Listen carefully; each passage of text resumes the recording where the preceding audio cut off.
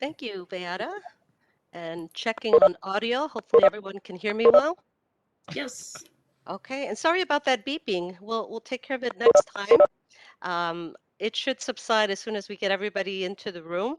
And just a friendly reminder to please make sure that your own microphone is on mute so that we can all have a chance to listen to the information. We do have a lot of information to present to you, um, and I'm going to be going through it rather quickly. But just to reassure you, the presentation will be uploaded in its entirety after the session. The session will be recorded. Questions and answers are already uploaded, and I will go through some of those now. And throughout the session, I will provide various links and opportunities for you to ask more questions. Um, this is the first time that we're running this particular session, so I don't know how much time we'll have for direct question and answer, but I believe that the preferred method anyway is to use the Q&A email that we will provide and have you send in your question that way. Another way to do it is to use the chat to type in your question, and that way one of us can provide one complete answer to the entire audience versus any of us making a mistake and trying to reply too quickly. So thank you all, and thank you to Beata. She's always a breath of fresh air in this kind of work, and you'll see if we go to the next slide, I'll introduce myself.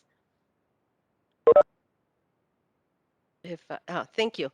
Um, we actually have a team of those of us who are directly involved in this academic interchange cohort, as well as our friends who support the new cohort to be identified. So first, I'll introduce Dr. Dan Cherry, who is our team lead, as well as the Johnson Space Center Office of STEM Engagement Director. Dr. Constance Metters, who is my colleague, and she makes up part of our first cohort. And I'm Araceli Martinez Ortiz.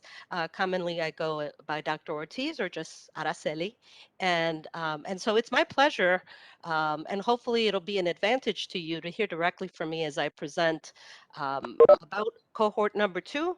And I am I'm the second member of the cohort number 1 that we started about a year and a half ago. Next slide.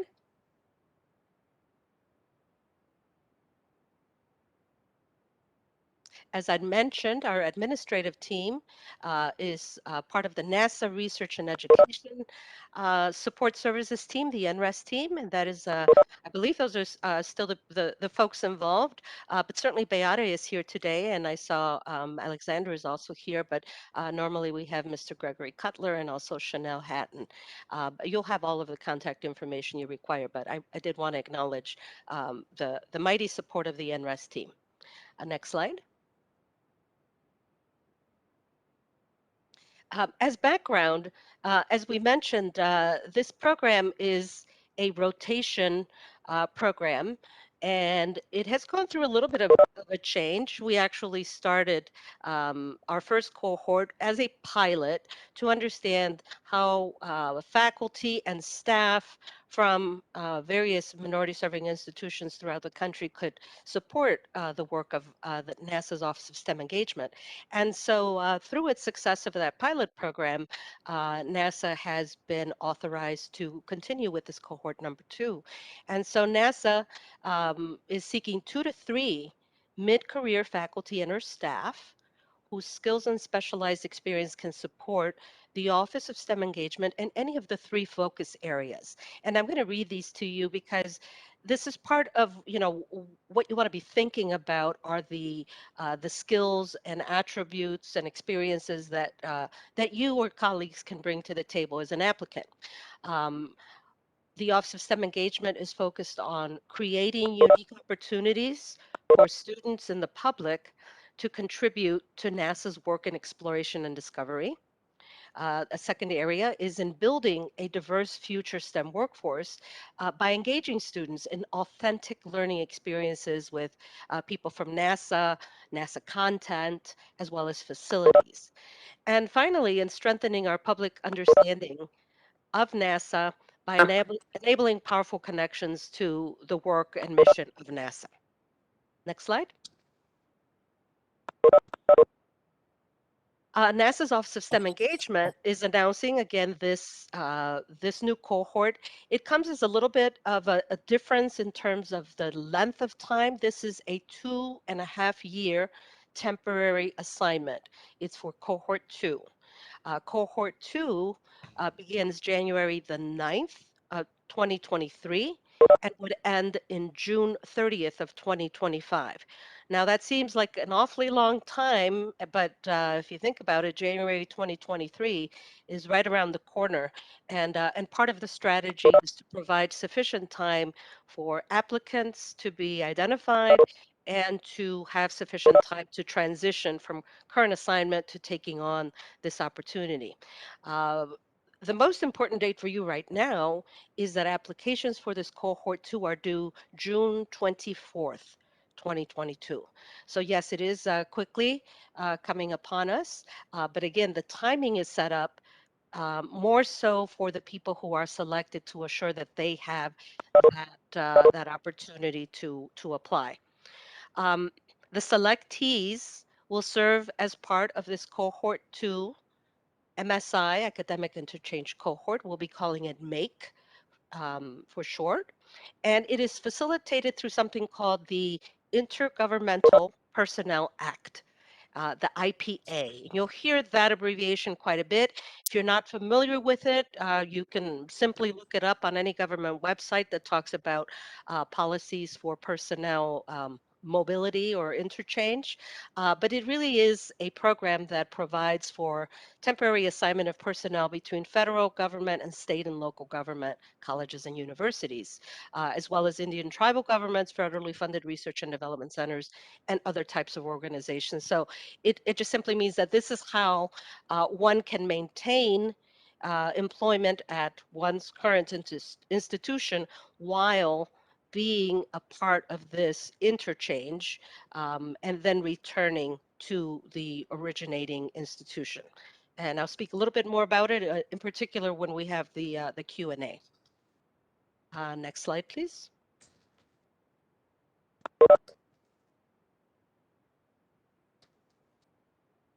Thank you. I do want to talk a little bit about the goals and objectives of this program. Again, it's a newer program. NASA and NASA's Office of STEM Engagement is often involved in developing opportunities, be it for the public in terms of students or faculty in this case, or staff. And so I want to go through these goals and objectives. Number one, part of the goal here is to bring in expertise from minority serving institutions to help NASA accomplish goal number 2, and that is to translate the experience of the minority serving institution to build a diverse future STEM workforce. So the idea is that because many of us have experience for many years working at minority serving institutions and finding successful ways to serve our diverse populations, that we might be able to share some of these approaches with the organization. Um, Likewise, though, it is a two-way beneficiary intent. And so NASA hopes to strengthen the home organization of the selectee, in other words, the minority serving institution, with a deeper understanding of NASA content and NASA opportunities. Another goal is to build a network of alumni. So Dr. Constance and myself will be part of that alumni group, and that we would become part of that network who can return to our minority serving institution and continue to strengthen that ecosystem by encouraging students, encouraging staff, encouraging even changes in approaches that we may have in supporting our students and staff and faculty who seek to work with NASA. Um, we are all interested in increasing the diversity of the OSTEM workforce.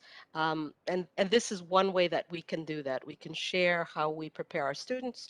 And when I say students, for the most part, we deal directly with the Office of STEM Engagement deals with students in the high school and university levels, but we also work very, very closely with other activities that support the K-12 students. And I'll talk a little bit about my efforts, and I've covered both.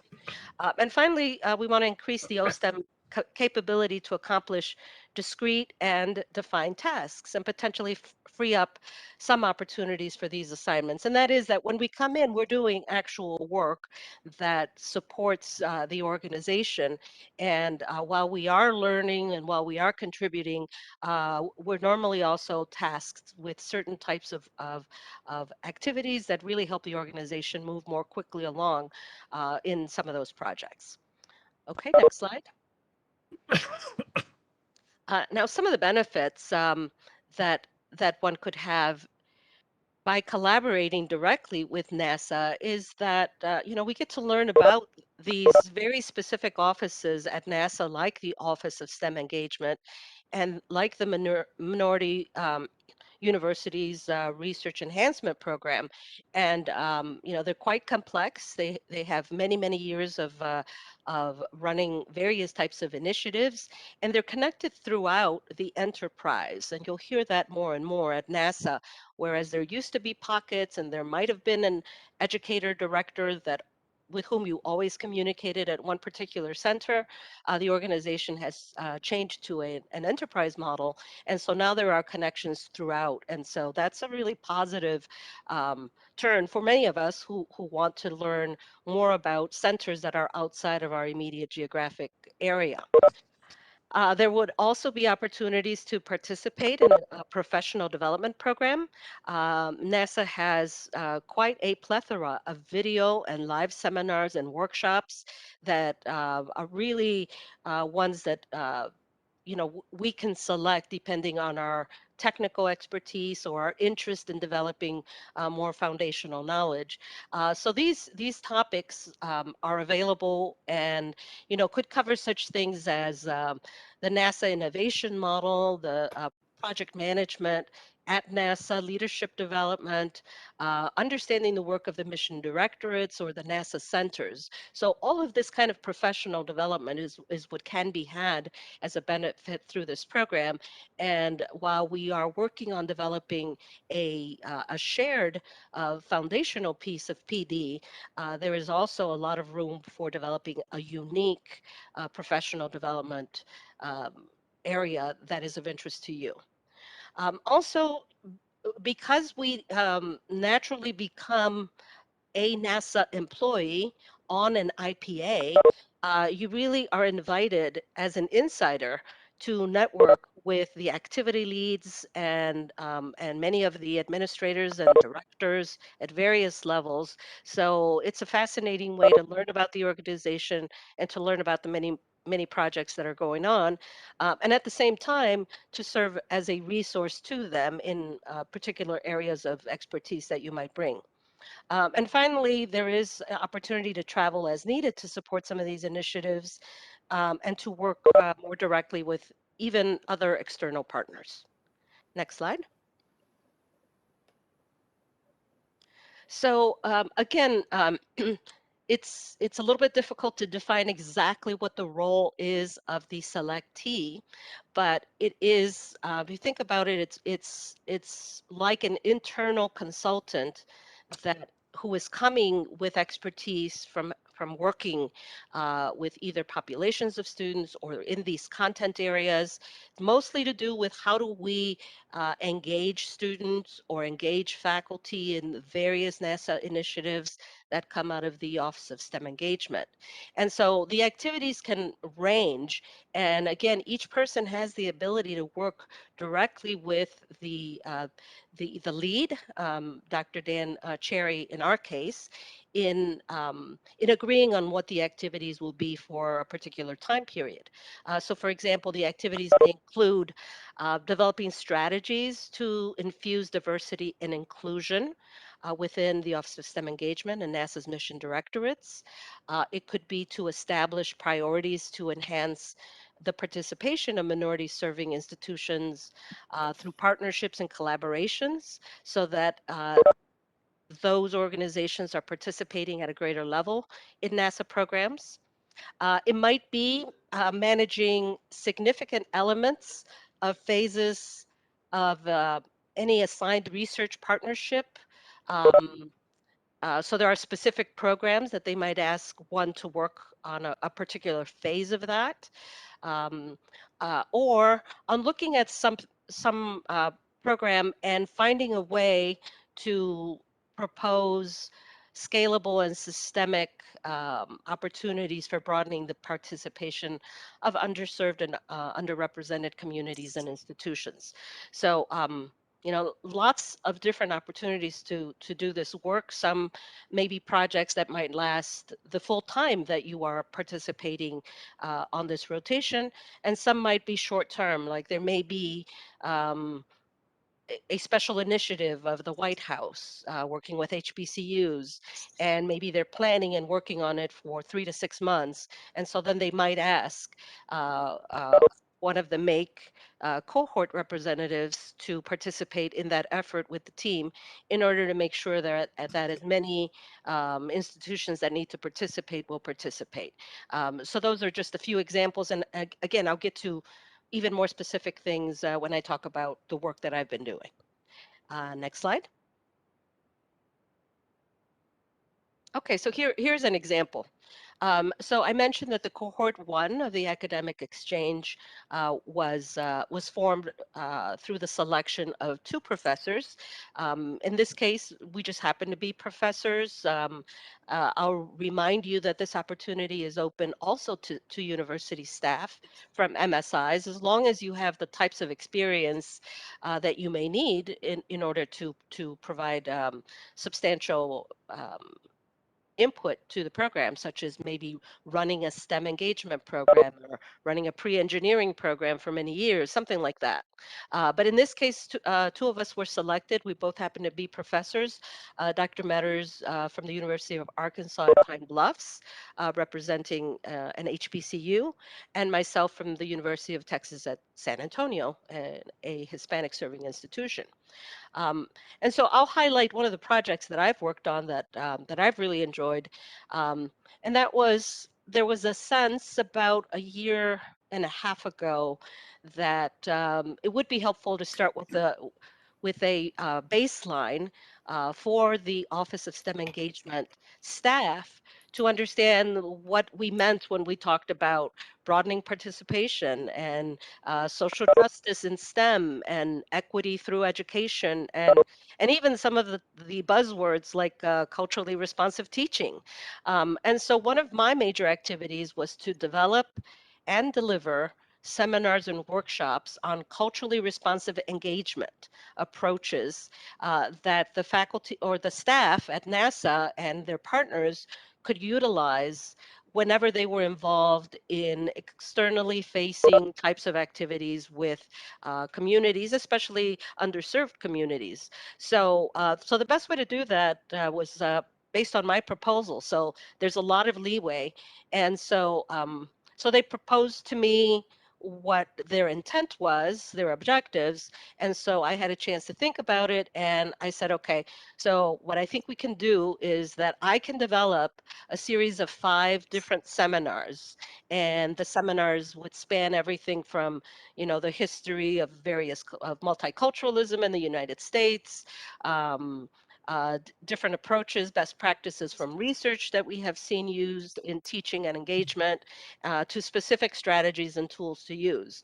And so I put together this series of seminars, and I delivered them virtually, but synchronously, so that we had a lot of engagement from hundreds of faculty, excuse me, of staff from the Office of STEM Engagement, NASA, both NASA civil servants as well as some contractors. And so this was a really successful approach.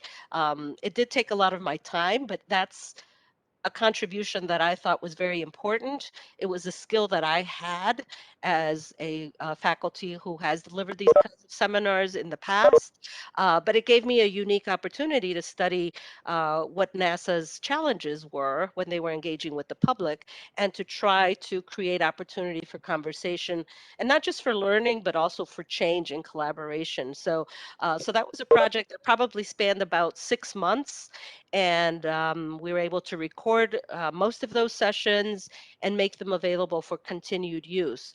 And so, it really felt like, I was embraced completely by the team. I was seen as the expert. I was given lots of support and lots of direction, and it was a very successful effort. And so that's just one of the various kinds of projects that you can be involved with. But again, it's so unique that they will really tailor the situation to how you can help, and it's going to be up to you to propose, these various approaches. Let me move on to the next slide, please.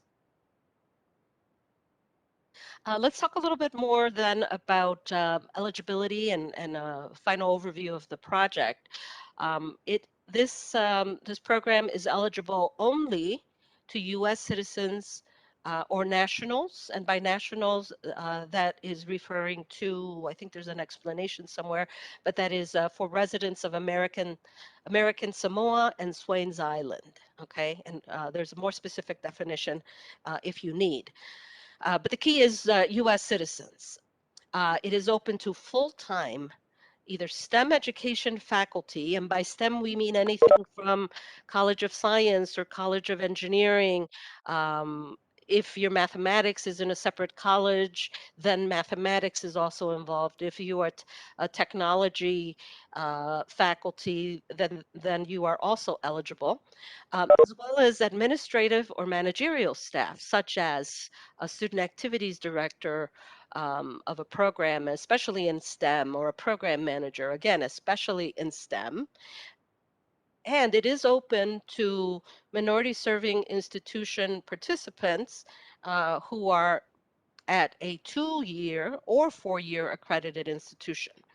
And somewhere along the way here, we'll also indicate the list of institutions that NASA curates, and from that list, you can see if your institution is listed. And finally, you have to obtain a letter of intent from an authorizing official representative of the institution. And that is because, in essence, someone from your institution is allowing and is in full knowledge of the opportunity for you as for the university, and is allowing this interchange to proceed. And that's really, really important to obtain before you get into the whole program of applying or even being selected, because you really want to make sure you have the support of your administration at the highest levels. Again, the overview of this program is that it is to select intergovernmental personnel assignees who will serve with the Minority University Research and Education Project, MUREP, during the second cohort of this initiative. The selected members of this prestigious program will work and learn about both the Offices of STEM Engagement and MUREP, and they'll be collaborating directly with NASA functional and activity teams. They will also participate in formal onboarding and professional development program with video and live seminars and workshops. I'll mention here also, I know it will be in the Q&A, but this is a virtual opportunity. When it first started as a pilot, the intent was that it could be either on site at one of those NASA centers, or hybrid as the conditions for COVID came upon us.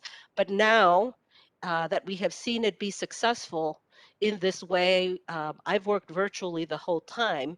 It is a virtual opportunity. So while you do need to no longer be engaged in your university work, you do not have to relocate, and there is no relocation process at all.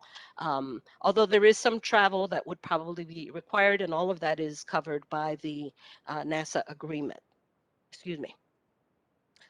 Finally, faculty and or staff who meet the general requirements, particularly members of underrepresented or underserved groups and persons with disabilities, are strongly encouraged to consider this opportunity. Okay, next slide.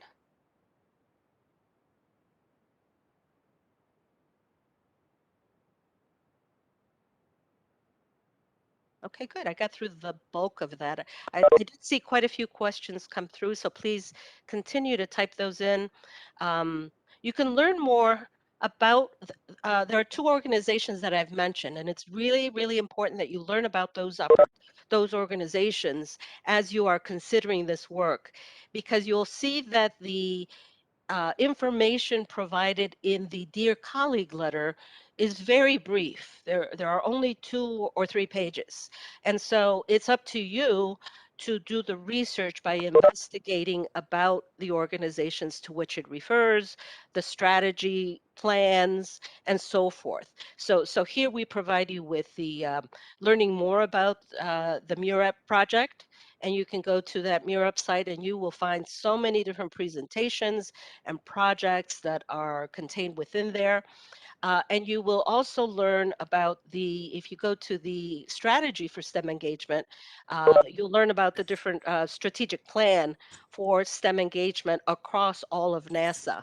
And that's really important for you to understand the scope of this work and the importance of this work. Okay, let's go to the next slide. For submitting your package of intent for cohort 2. So when I say package of intent, that really is the application, okay? Um, so to submit your application or your package of intent, you need to uh, prepare these 3 documents very, very carefully, and then they need to be put into one PDF, a single PDF to upload during the submission. So take a look maybe after this session at the Inspire site again, so that you can see the location for submitting. You can certainly, it's open now. You can begin submitting as soon as you have these completed documents.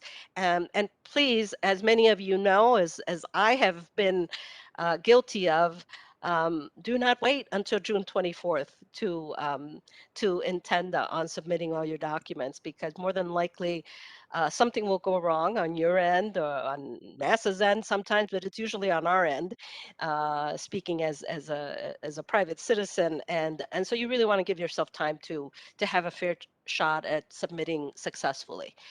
And what you need to have is a 2-page letter of intent, then the letter of support from an authorizing official representative of the institution, and then finally a current resume or CV. And I do not believe that the CV has a limit on the number of pages. Um, Maybe that could be a question for clarification. But the 2-page letter of intent, think about it as a cover letter. It has to be very clear, and it has to answer to all of the points stated in the Dear Colleague letter and some of the additional links that I've provided. The letter of support is from your authorizing official. Sometimes people ask who that may be.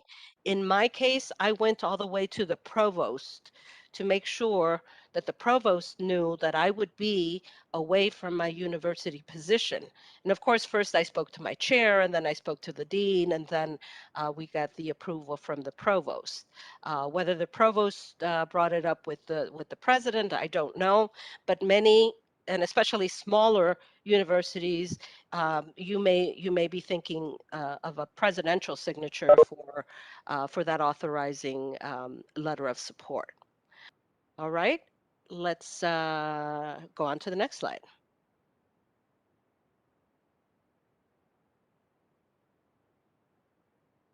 All right, let's take a look at some key dates, and hopefully we've got all of these correct here. But this opportunity was just released last week on April the 28th, a little bit, yeah, about a week ago. We're going to be having 4 pre-submission webinars, and the dates are listed there. You can always find the exact time, and if there should be any changes in these dates, you'll see them listed in the Inspire site. So please check Inspires first, and then make your friends and colleagues aware of the opportunity and the webinars. The webinars will not be different. There may be a few more Q&A at the end, as we accumulate more questions and provide more answers. But for the most part, it is the same presentation that we'll be providing. We just really want to get the word out. Um, There is no notice of intent that is required, but the full proposal, so those three items that I mentioned in the last slide, have to be submitted by June the 24th, 2022. Now, that's an important date because it allows us to also move quickly on the NASA side and to go through our processes of selection and announce an intent to award to those individuals who are selected sometime in the August to September timeframe. We believe that this is important, especially for all of us who are currently in an appointment, and a full-time appointment, so that we can begin to make the necessary transitions. As you can see there, the selected faculty member or staff member prepares for that transition in the fall, and that should be 22. We'll make that correction. And then there is some time involved in the back and forth of an agreement. Consider a contractual agreement that is part of the IPA documentation that needs to take place, and it'll be facilitated by a knowledgeable person at NASA. But it does mean that the selectee has to be pretty alert to receiving those documents, making sure that the right people are signing off, having the proper discussions, and so forth, because those documents do go back and forth a little bit as all of the fine points are documented. And then we intend to have pre-assignment prep webinars and technical onboarding in November. These may be short in time span and could be virtual, could be face-to-face depending on the individual. But we'd like for that to happen before the end of this year, so before the beginning of the new assignment. And then the new assignment would begin January 9th of 2023. Okay, next slide. Again, remember each of these terms. Remember to go to Inspires in order to review and the requirements, and make sure that you are able to, that you have a profile and that you're able to log in and to submit your packet. You should already have a registration. If not, please register. You should make sure that there's an affiliation, and that means that NASA recognizes you affiliated to your current institution. And for that, I believe that you have to log in with your universities. There's a special code that you'll find in a menu there, and that allows NASA to communicate with that institution and confirm that that person is coming from that institution. So if you're not familiar with your Office of Research or Office of I don't know what, or external affairs or something like that, that works with these kinds of proposals, please make sure that you do, so that they can make sure that they can help you register through that Inspires um, uh, website. Remember the program-specific data that I've talked about, and remember to start researching a little bit more about the IPA if you're interested. I was able to find just a generic IPA agreement as a sample because I didn't understand what this was about. But until you're selected, there is no IPA sample that is provided, but you can learn. There are lots of resources where you can learn a little bit more about it. And again, it's basically a way to assure that you are continued to be paid, right? So there is no unique stipend for this work, but basically NASA agrees to pay your salary. Your university is relieved of paying your salary while you are on this assignment, and so it allows your institution to not have any cost for losing you during that time frame. So they're in agreement that they're loaning you to NASA, and NASA is in agreement that they will continue to pay your salary and benefits during that time frame. There are a couple more specific details to that in the Q&A, and I'll cover those again in just a moment. All right, there is a help desk if you are having any trouble whatsoever. This is why you want to do it early so that you can reach them because they're available from 8 a.m. to 6 p.m. Eastern time frame. And there is an email and a phone number. Um, I have found them to be very helpful and they usually pick up pretty quickly. But again, it needs to be during the hours. And sometimes they need a day in order to get back with you if there happens to be any particular issue. So you want to be submitting, maybe a week ahead of the deadline just to be safe. Sometimes your own institution will require an internal date by when they assist you to submit. So make sure that you are also aware of any kinds of rules at your institution for submitting for any kind of grant or opportunity. Okay.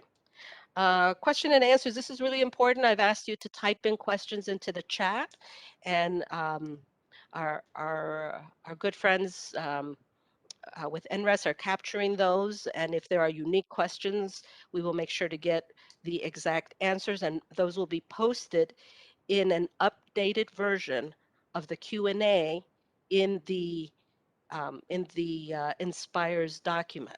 So you will not receive an email directly to the person who asked that question. Um, I cannot provide the answer just right now, but that's where you will find those answers and it will be to the benefit of everyone. All right. And now in the next few minutes that we have, I will go through, I think there's at least 10, 10 or more questions that have already been asked and answered. And I think these are important ones, so I will go through these quickly.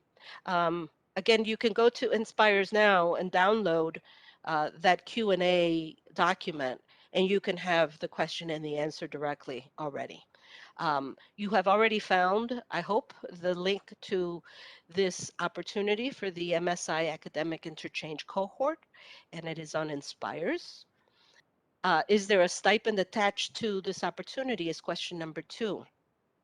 The opportunity sounds interesting, but could you provide more information about what the participants received? Is there a budget or salary? As I mentioned, the participation of the selectee will be in the form of an IPA, which means that they are approved by the institution to serve in this position at their current salary. Now, here's an interesting point.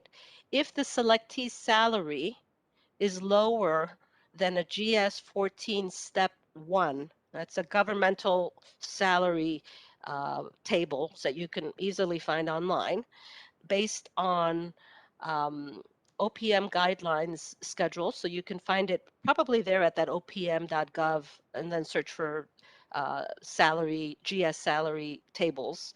But if your salary happens to be lower than GS 14 Step 1, then you may be in a position to discuss with NASA salary compensation for the period of time that you are in the IPA, and this is on a case by case basis. So this is a new opportunity that we were very happy to see come through, and it's simply there to allow participants from organizations that may not have the budget to provide higher salaries to at least level uh, that for them by participating in this opportunity.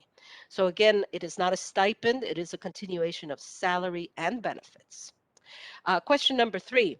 The notification and pre-submission deck indicates the fellowship will be in the form of an IPA, which means the selectee is approved to serve in the position at their current salary. Would this mean my institution would not only have to pay my salary to me while I'm away, but also the salary of whoever takes my place, covering my duties and classes? Or is it that the IPA covers my salary and my university would agree to the release time? Um, so if you should apply and be selected, your university enters this agreement. You remain a university employee with your current institution, but your work effort is in support of the NASA MAKE activity plan. So they develop a budget that says, okay, here's how much I pay my employee, including their benefits, so that you have no change in benefits, no impact to those benefits. Um, and And then NASA agrees to continue those. I've already mentioned if the salary is lower than the GS 14 step one, then on a case by case basis, they would have to, uh, there'd be that opportunity to make an adjustment. Um, the bottom line is that your university should not be impacted with any financial burden, especially if they follow the guidance provided for reimbursement. Um, and yes, your agreement would agree to the release time. Um, yeah, so they're agreeing to the release time, and so they're no longer paying you that salary. So it's up to the university if how they utilize the budget saved to support the work, or not, at while you are away on this particular assignment. Next slide. What is the time commitment from the candidate to be away from their home campus? As we said, for this cohort two, it is 2.5 years. The next question, I'm a permanent resident of the U.S. Am I eligible to submit my letter of intent? Only employees who are U.S. citizens or a national are eligible to submit their package of intent. Again, the term national here refers to native residents of a possession of the United States, such as American Samoa. Question 6, I'm employed part-time at the university. Can I be considered? Remember, only full-time STEM education faculty or administrative management staff at a 2 or 4 year accredited US MSI designated institution are eligible for consideration. Next slide.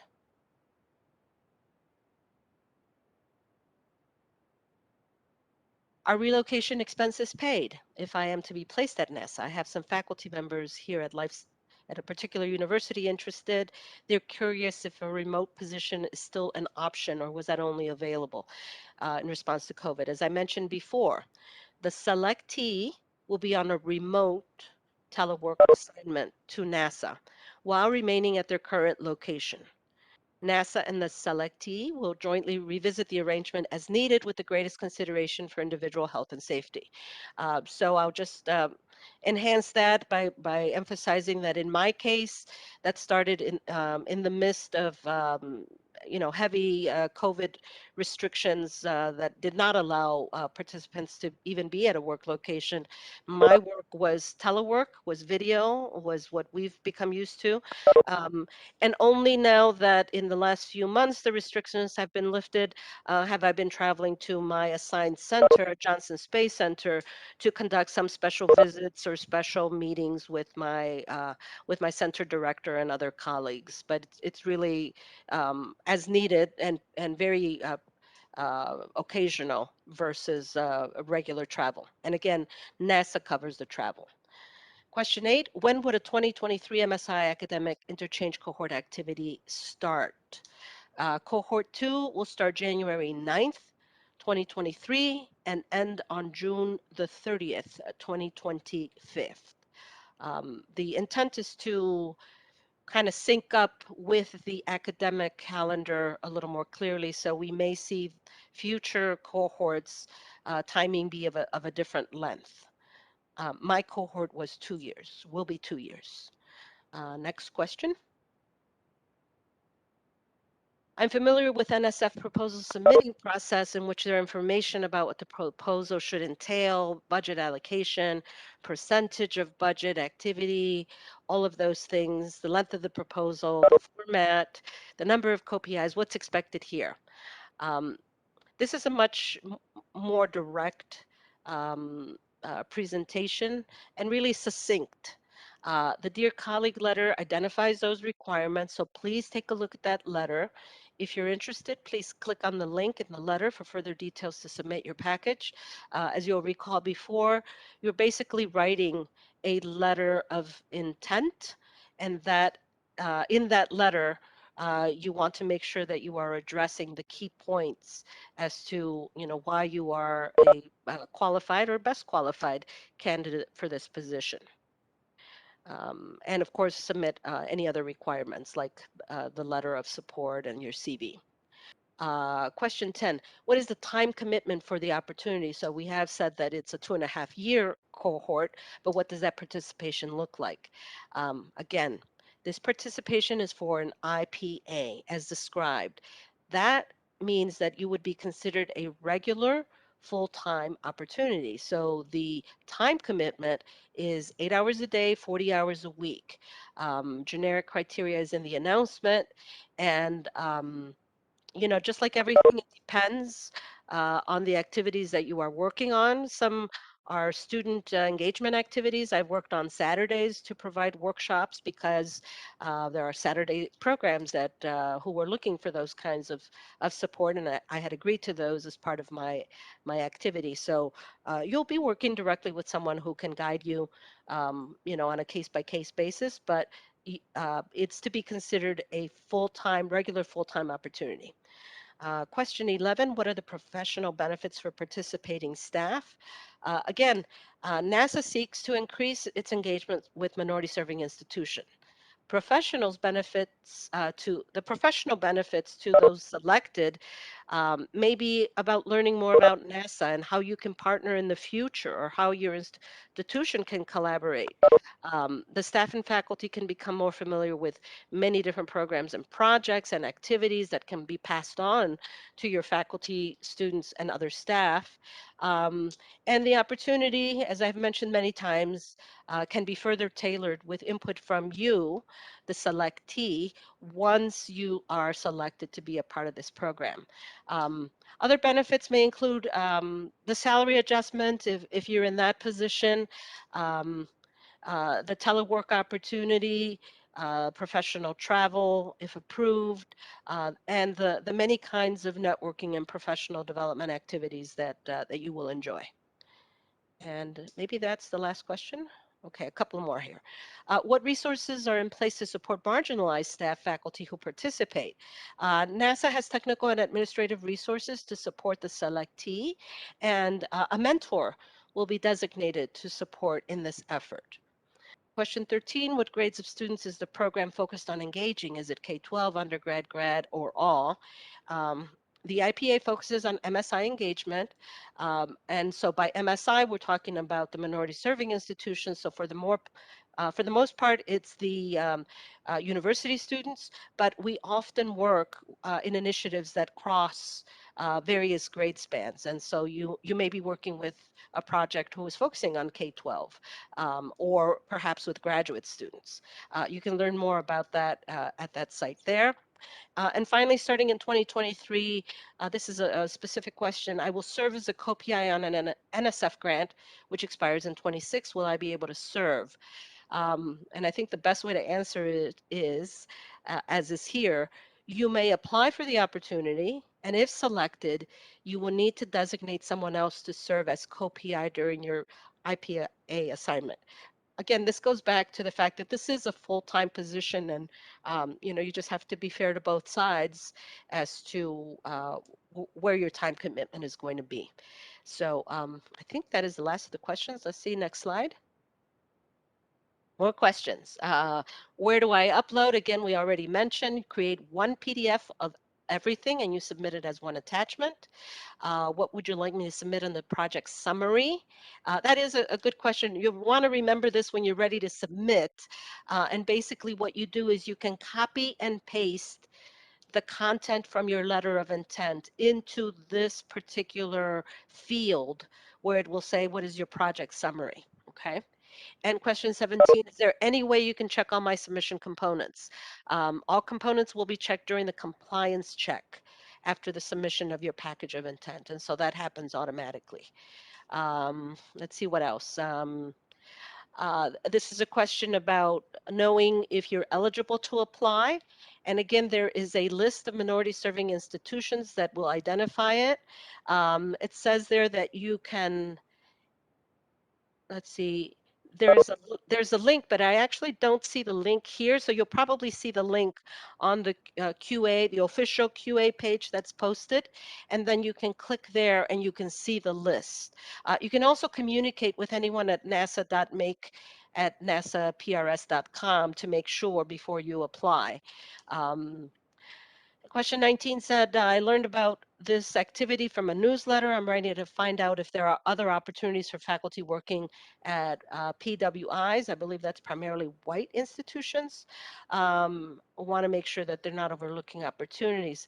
And it says that currently there are academic interchange activities listed for non-MSI faculty and staff, and it asks you to check back at Inspires. It's all about the timing and the specific call for such opportunities. But there are many IPAs who are working in different efforts throughout the university. This is a specific effort, as I mentioned before, that brings together IPAs from minority serving institutions who have this kind of experience. And I guess the final question here was about relocation to DC, or is it a virtual or remote position? And as I've mentioned again, regardless of the COVID-19 travel and social distancing, this will be a virtual assignment. You'll remain at your current location.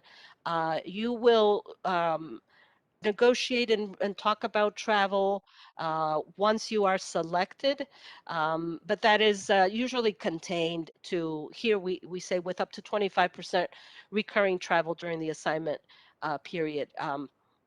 In my case, it's been a very good job of a virtually managed assignment, especially because I don't just work with headquarters, but I work with a center, and often I work with people at different centers who are just interested in supporting the project that I'm working on, or I'm working on a project with them. So it's a very effective virtual assignment, and travel as needed.